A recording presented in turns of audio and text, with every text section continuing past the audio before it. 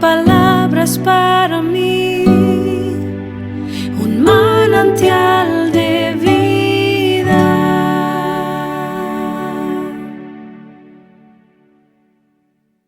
En las clases anteriores aprendimos cómo Satanás conduce su guerra espiritual contra Dios y nosotros. Vimos cómo nos incita a actuar como Él y cómo nos ataca por medio de nuestros pensamientos. Vimos Efesios 6:12, que nos recuerda quién es nuestro enemigo. No estamos luchando contra gente de carne y hueso, sino contra malignas fuerzas espirituales del cielo, las cuales tienen mando, autoridad y dominio sobre este mundo oscuro. Nuestro enemigo es un espíritu invisible quien nos manipula como un títere para despreciar o humillar a otros con nuestras palabras o con nuestras acciones. Estudiemos los principados y cómo nos engañan. Estos principados son los 6 que el Ministerio de Manantial de Vida ha identificado y que estamos usando en esta serie de clases. Hemos visto la incredulidad, veremos lo oculto, miedo, rechazo, celos y envidia. Y ahora en esta clase vamos a estar estudiando el principado de la amargura. El reino de Satanás se basa en una estrategia de redes. Todos estos pecados o espíritus atrás de estos pecados se apoyan los unos a los otros, uniéndose y formando una red maligna. Y uno podría decir, ay, no hay esperanza para mí. No pierda esperanza. Aquel que está en nosotros es mayor que Satanás. Los demonios que colaboran con la amargura, en esta diapositiva vemos que son falta de perdón, resentimiento, desquite, enojo, odio, violencia, homicidio. Estos espíritus le responden a la amargura, dándole protección y actuando como su amargura. Bajo la jerarquía del principado de la amargura, el resentimiento es peor que la falta de perdón. Y este último la responde al resentimiento. El desquite es peor que el resentimiento y este último le responde al desquite. Si tú reconoces que hay enojo, ira en tu vida, puedes estar seguro que todos los anteriores están obrando en ti también. Cada demonio de menor jerarquía es peor que el anterior y protege y provee armadura al demonio que está sobre él. Vemos que la falta de perdón da entrada de la amargura. Recuerden, no debemos dar lugar a Satanás. ¿Cómo lo podemos hacer? ¿Cómo podemos dar entrada a la amargura a nuestras vidas? A través de la falta de perdón. La amargura consigue entrar a nosotros por medio de la falta de perdón. Él cuenta con que nosotros no perdonaremos, que nunca nos perdonaremos a nosotros mismos ni a otros con el fin de tomar posición, no posesión, posición en nuestras vidas, haciendo su vivienda dentro de nosotros. Una vez que toma residencia en nosotros, Él puede empezar a expresar su naturaleza por medio de nosotros, dándole la victoria a su jefe, el diablo. ¿Saben qué? Glorificamos a Satanás cuando no perdonamos. La falta de perdón susurra a nuestro oído. No, tú no lo vas a perdonar. De ninguna manera. La falta de perdón nos dice rápidamente por qué no debemos perdonar a alguien. La falta de perdón trabaja así. Contabiliza, cuenta el número de ofensas. ¿Han escuchado a alguien diciendo, es la quinta vez que me ha hecho esto? ¿Quién está contando? Nos recuerda sobre los momentos, circunstancias y gente que nos ha lastimado cuando nosotros fuimos las víctimas. La persona amargada tiene una memoria de elefante. Después de la falta de perdón viene el resentimiento y ese resentimiento genera un sentimiento molesto hacia la otra persona. Después del resentimiento viene el desquite. Si no ha sucedido el perdón, si la persona no ha decidido perdonar a la persona por esa ofensa, entonces viene un poder, un espíritu aún más poderoso, el desquite. Ahora, este es más peligroso porque él requiere acción. Y él dice, ¡ja! ¿Me las vas a pagar? Después del desquite viene la ira. Y Satanás sabe exactamente cuál es nuestro botón rojo. ¿Qué tiene que hacer alguien para encender nuestra ira? Veamos a esta pareja, unos ancianitos. Y él dice a su esposita, cuando yo me enojo contigo, nunca pareces sentirte mal. ¿Qué haces para controlar la ira? Y ella responde, me pongo a lavar el baño. Y él dice, ¿y eso? ¿Cómo te funciona? Uso tu cepillo de dientes. Todos tenemos una manera para vengarnos por lo que alguien nos ha hecho. Pero después de la ira, viene uno peor. Viene el odio. El odio es quien dice, hermano, en esta iglesia no es suficientemente grande para los dos. Vete.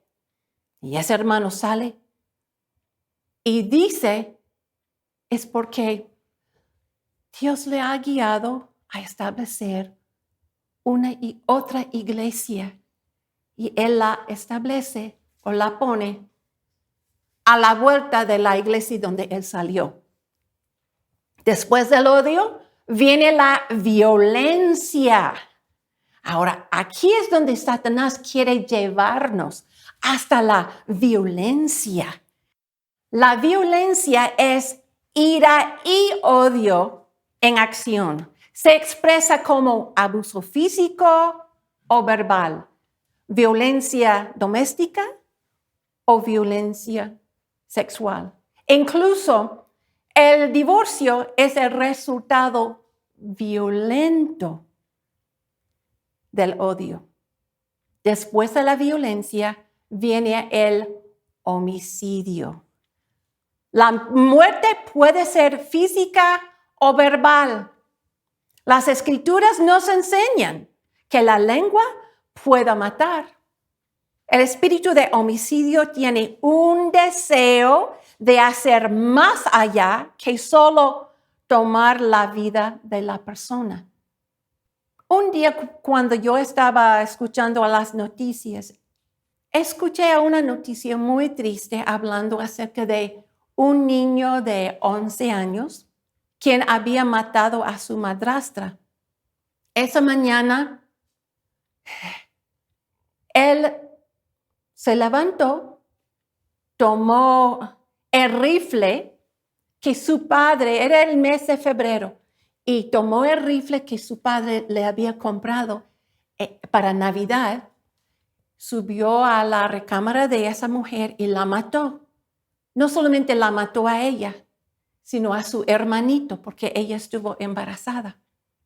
Luego se bajó a la cocina, comió sus cornflakes y se fue a la escuela. Y como la 1 de la tarde, la policía fue a su escuela para llevarle a la cárcel. Ese niño de 11 años esa mañana no se levantó pensando, estoy aburrido de cazar venado, porque fue el propósito de su padre de regalarle ese rifle en Navidad. Había una falta de perdón que pasó por todo el proceso de falta de perdón hasta resentimiento, desquite, ira, odio, violencia, hasta que el homicidio.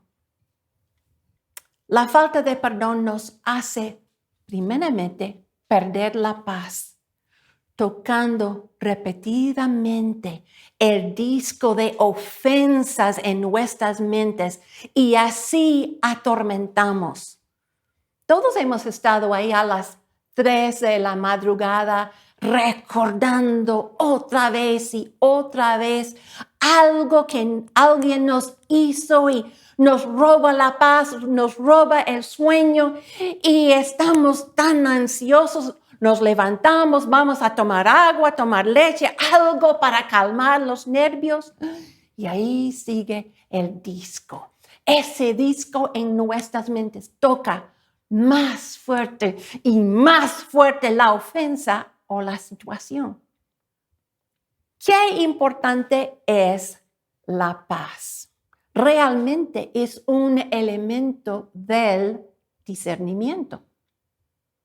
La falta de paz significa que no hay santidad, no hay una relación cercana con Dios y ningún discernimiento que resulte en tomar decisiones imprudentes.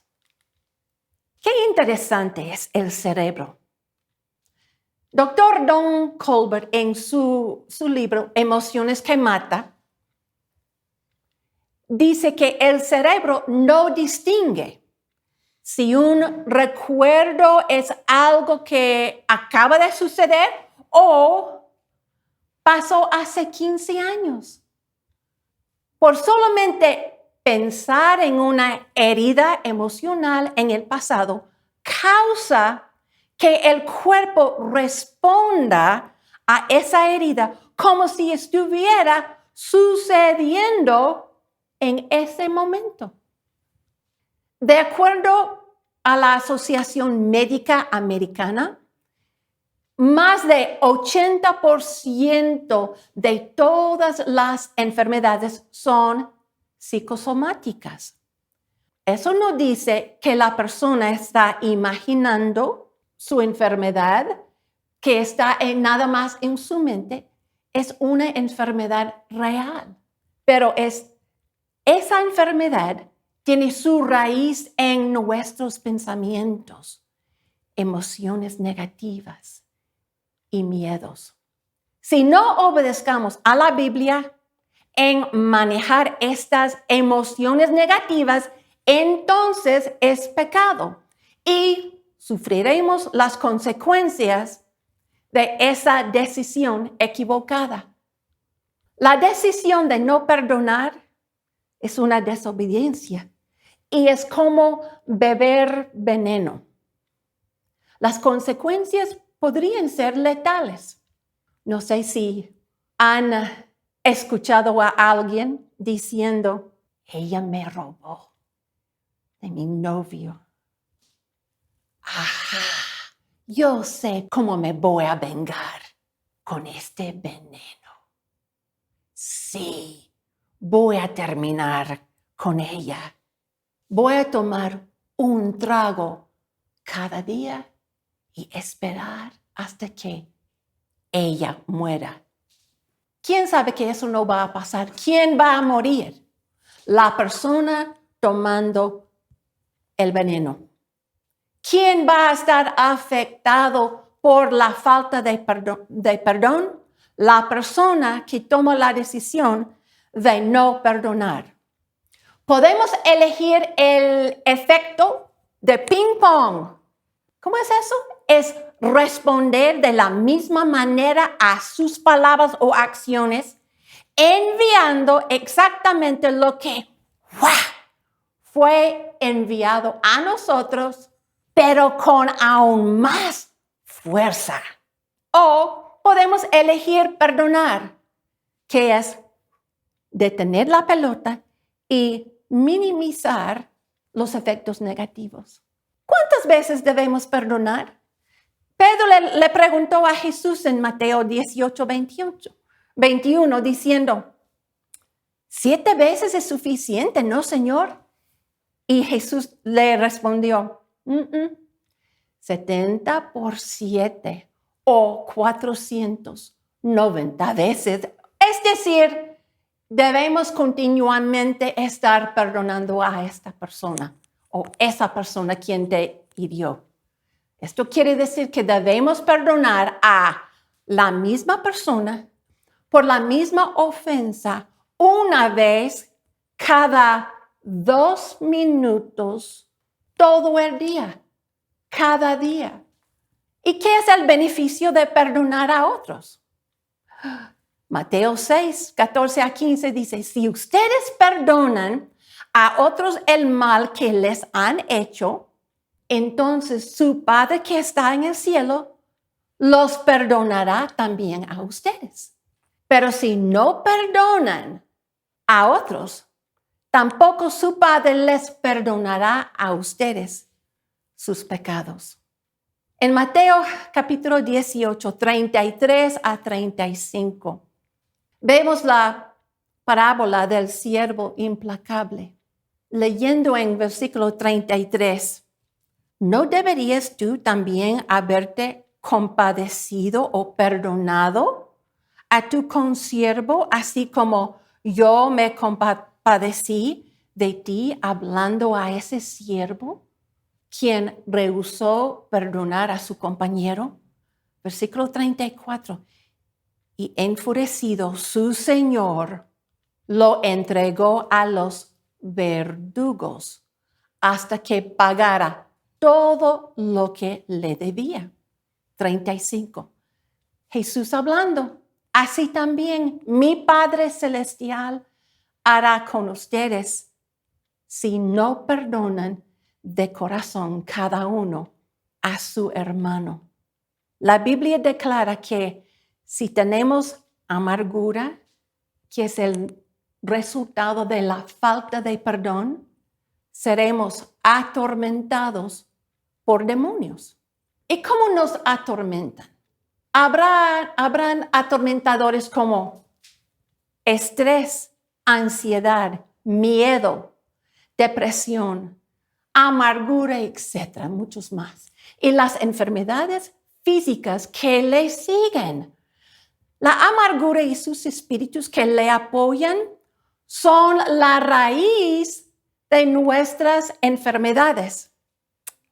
La única manera de deshacernos de estos demonios es rectificando el derecho legal que demonios tienen para atormentarnos. ¿Cómo? Por perdonar a nuestros deudores. Cuando perdonamos a alguien, realmente también tomamos parte en el proceso de su libertad también. Recuerdo la historia de una mujer que llegó a uno de los ministerios de Manantial, fue a un curso ahí en Alaska, y ella había sido una hija abusada. Contando su historia, dice que por años su familia vivía en el departamento sobre el bar que su padre tenía. Y en la madrugada, como a las 3 de la mañana, cuando él cerró su bar, él subió y él abusaba sexualmente a ella y su hermana. Lo más pronto que ella podía, ella salió de la casa. Años después aceptó a Cristo. Y esa conversión le llevó a poner en orden ciertos asuntos en su vida. Y un asunto era ese asunto con su papá y el abuso sexual. Ella decidió perdonar a su padre. Pronto después le llegó un deseo de ver a su padre que ella no lo había visto por muchos años. Investigando, hablando con otros, ella consiguió su dirección, su número telefónico, le llamó, hizo una cita, llegó ahí a la puerta de su departamento y cuando ella entró, ella vio ahí en el sofá su Biblia abierta y ella le preguntó, ¿y padre, está leyendo la Biblia? ¿Ha aceptado a Cristo? Y él le dijo, sí. Algo muy interesante me sucedió. Yo estaba acostado aquí en este sofá una tarde y tuve un sueño que yo estaba entre una multitud y todos estuvimos siendo empujados hacia un precipicio y yo sabía que cayendo ahí yo iba a caerme en el infierno. Pero no había manera de salir. Yo estuve entre una multitud yendo hacia ahí y de repente alguien vestido de blanco me agarró y me jaló fuera y me salvó. Me desperté y yo sabía que yo iba a ir derechito al infierno y en ese momento yo acepté a Cristo como mi Señor y Salvador. Y ella le preguntó, ¿y todo sucedió en cuál día? Platicando, resultó que cuando ella eligió perdonar a su papá, en ese momento es cuando él estaba aceptando a Cristo. Entonces, sí, ella tomó parte en ese proceso de la libertad de su padre. Salmos 147:3 dice, hablando de Jesús, Él sana a los quebrantados de corazón y venda sus heridas. A través de la obediencia recuperamos nuestra paz, donde Dios nos diseñó vivir en homeostasis. Entonces nuestro cuerpo responde. Sanidad llega a nuestro cuerpo cuando obedecemos a la palabra de Dios en cuanto al perdón y arrepentimiento. Igual como me llegó a mí sanidad de una enfermedad incurable y muy dolorosa, la fibromialgia. Aleluya. También quisiera contarles de una señora muy joven, una francesa, casada con un mexicano. Ella me pidió oración después de una reunión y me explicó que había sido herida en un accidente automovilístico. Me dijo, Judy, me quedé paralizada, pero Dios me ha sanado. Todavía tengo un dolor en mi espalda. ¿Podrías orar por mí? Sentí una inquietud. Esa inquietud que el Señor te da, yo sentía que yo tenía que no orar por su sanidad, sino dirigirle a perdonar a todas las personas involucradas en ese accidente automovilístico. Estuvo de acuerdo, yo la guié en la oración de perdón, como usamos en el Ministerio de Manantial, y en el momento cuando ella perdonó a todos y llegamos al final, Espíritu Santo, revélame tu verdad. Ella se cayó sobre mí, sollozando y susurró en mi oído, Judy, yo fui violada en el instituto. Las autoridades de ese instituto actuó correctamente. Despidió el joven quien le había pedido una cita para salir juntos. Y él puso algo en su Coca-Cola. Y luego ella se despertó desnuda y violada. Y le pregunté, ¿estás dispuesta a perdonar a ese joven quien te violó? Y me dijo que sí. Y en el momento, en la oración, cuando ella dijo, yo elijo perdonar a el joven quien le violó, tronó su espalda y ella se quedó completamente libre del dolor. Hay poder en el perdón. También yo recuerdo cuando estuve en Ecuador dando un seminario, había una señora que se llamaba Angelina. Ella vino al primer día. De hecho, había recibido estas clases que yo he estado dando en esta serie de temas. Y ella había seguido en las oraciones. Y ella vino el próximo día para decirme lo que le había pasado.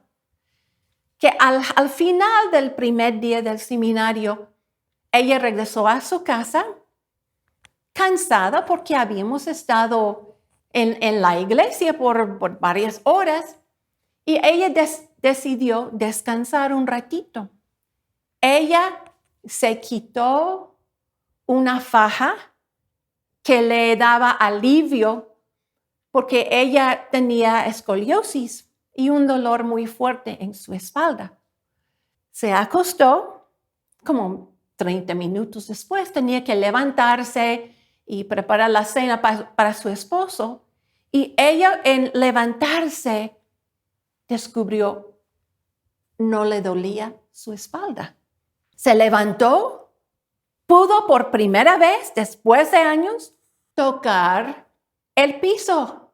Ella fue a un espejo así, ahí en su recámara, y ella vio que su vértebra, que estaba en la forma de una S, ya estuvo derechita. Y todo lo que ella había hecho era perdonar a alguien muy cerca en su vida de una herida muy profunda. Otro testimonio.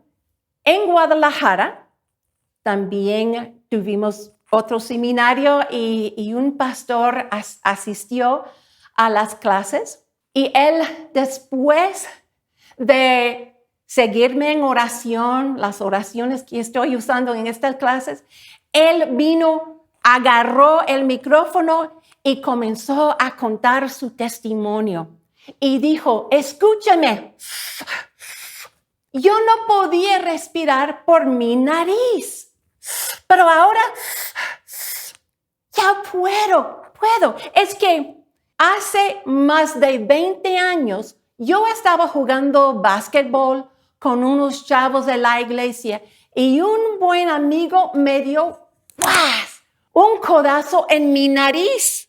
¡Ay, cómo me dolió! Y desde entonces no he podido respirar por la nariz. Pero ahora, escuchen.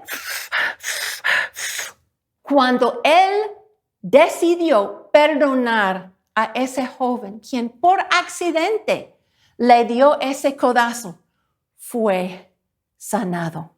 También en otra ocasión tuve el privilegio de orar con el señor Víctor. Vino para platicar sobre unos asuntos en su vida, pero al mismo tiempo él sufría de un dolor fuerte en su pecho. También tenía un dolor fuerte en su pierna. Me platicó acerca de su vida y luego él decidió perdonar a ese tío quien le había abusado sexualmente cuando era un niño pequeño. Y cuando él perdonó a su tío, no solamente fue sanado del dolor emocional, sino también se fue el dolor de su pecho y también el dolor de su pierna. Hay poder en la obediencia cuando elegimos perdonar a alguien. Yo quisiera invitarle a pensar en la persona que más te ha lastimado en tu vida. Tal vez es un esposo infiel o una esposa, un violador, un abusador sexual, un padre o madre quien te ha rechazado. Tal vez te han insultado por años. Tal vez un supuesto amigo que te traicionó. O tal vez tu familia te abandonó. Pídele al Espíritu Santo que traiga a tu mente a esa persona. Como hizo David. Espíritu Santo, examíname y revélame lo que tú ves. Con esa persona en tu mente, te invito a seguirme en oración.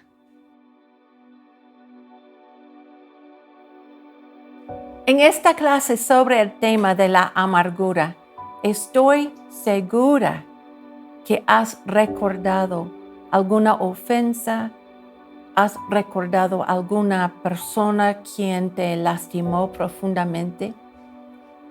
Y tal vez dices, ya le he perdonado. La prueba es, si todavía hay dolor, no hay un perdón.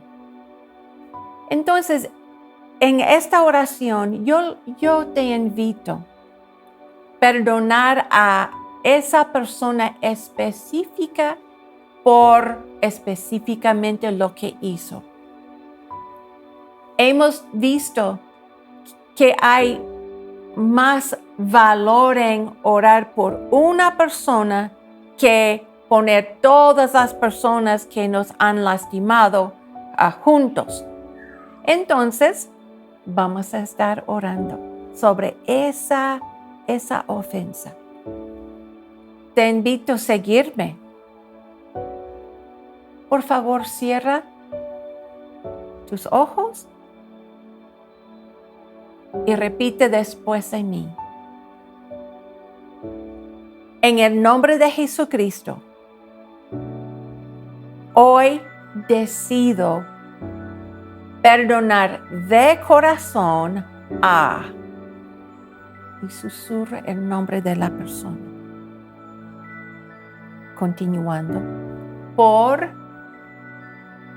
y vas a susurrar lo que te hizo esa persona.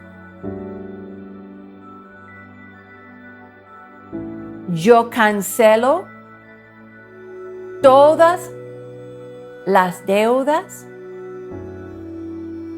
y cualquier obligación que tenga hacia mí. Señor Jesús, perdóname por mi amargura hacia, y dirás otra vez el nombre de la persona. En el nombre de Jesús, rompo y cancelo el poder de Satanás sobre mi memoria, recuerdos y todo el dolor que me causaron.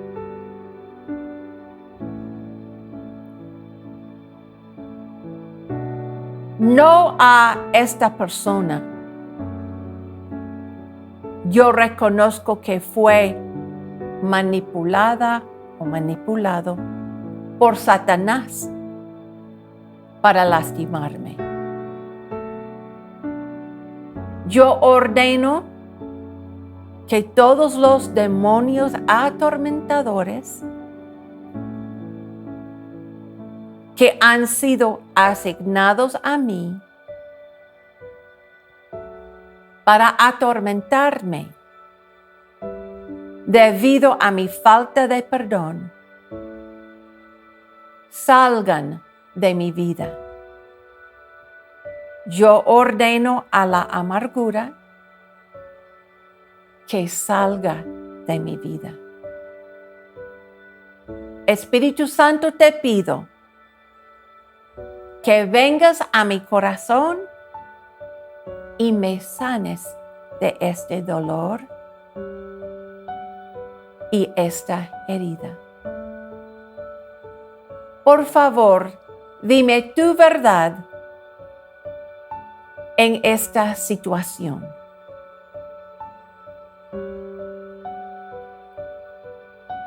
Amén. ¿Y qué pasó? Siempre hacemos esa pregunta después de las oraciones. ¿Qué pasó? ¿Hubo un cambio de emoción? ¿Ahora hay paz donde antes no había? O tal vez recordaste de otra persona quien te ha lastimado. Si te llegó a la memoria otra situación, otra persona, el Espíritu Santo te está guiando. ¿Recuerda? Oramos, Espíritu Santo, revélame lo que tú ves. Guíame. Él te está guiando. Entonces, si hay otra situación, hay que ponerla dentro de esta oración. Y yo te invito a orar otra vez como acabamos de orar. Dios está obrando en tu vida. Qué emocionante es, ¿no? Continuaremos orando después de la próxima clase.